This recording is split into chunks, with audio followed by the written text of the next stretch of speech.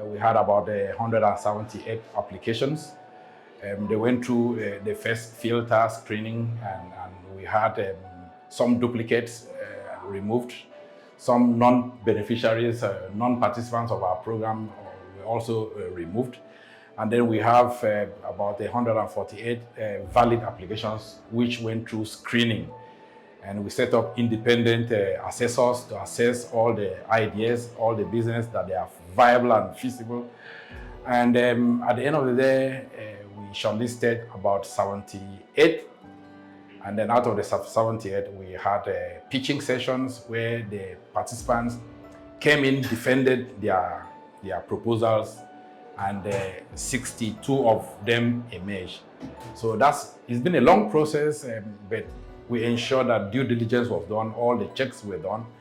We all know that access to funding, access to capital remains a challenge for most businesses, most enterprises in Nigeria, and especially in the Delta region. And so in most of our economic development programs, we've always focused on how to improve farmers and macro, small and medium enterprises, their access to capital at affordable rates.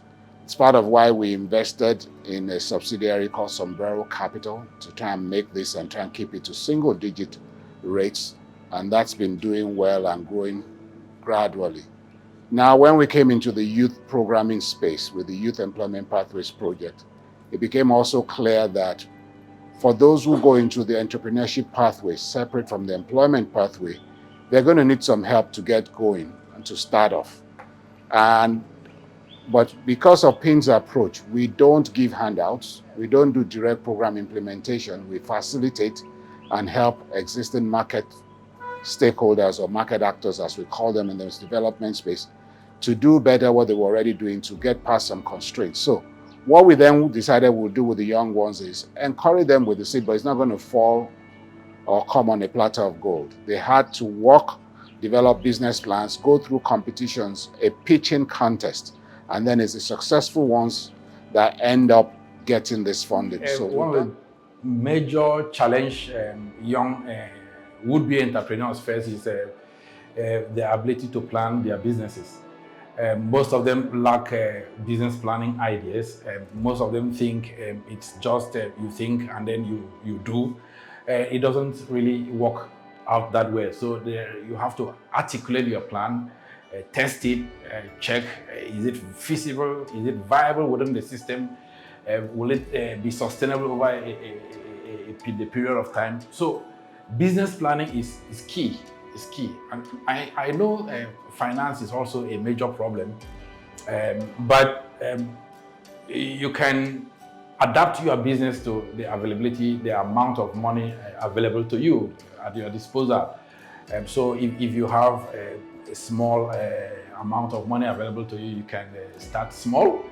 You have a little more, you can start with the available amount at your disposal. So we've done this before. This is another batch.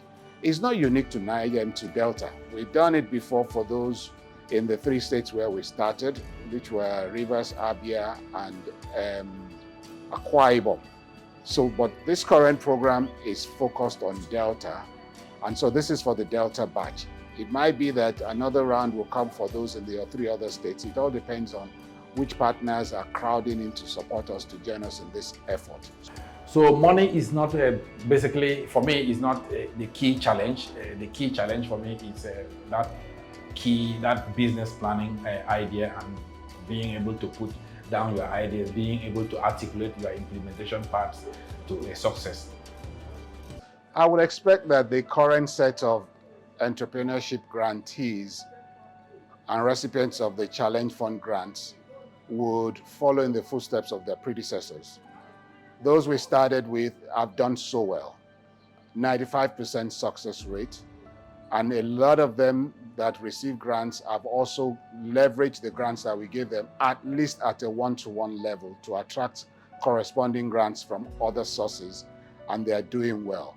We showcased a couple earlier on, and my expectation is that these current staff will follow in their footsteps and replicate the same thing so that they can be part of the success story.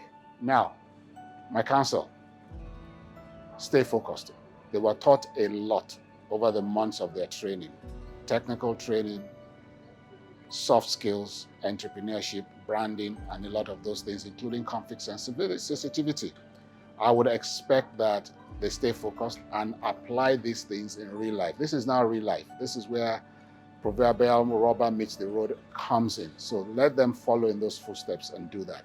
I just wish them well in their future pursuits.